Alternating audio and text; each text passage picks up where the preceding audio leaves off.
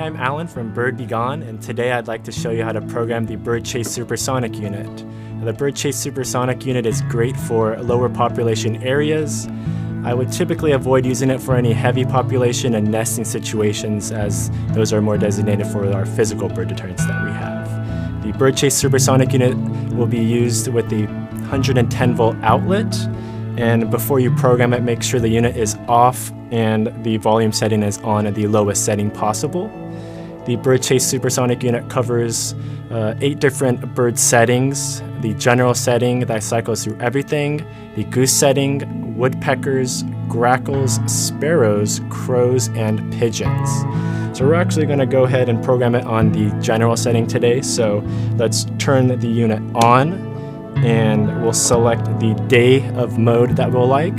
There's a all the time mode, which will play during the day and night, the daytime mode, which plays only during the day, and the nighttime mode, which programs only during the night. So we're going to select all the time, and we'll press set to lock that in place. Next, we'll select the bird species, and remember we talked about setting it on the general setting that cycles through all the birds, which is the 7th setting.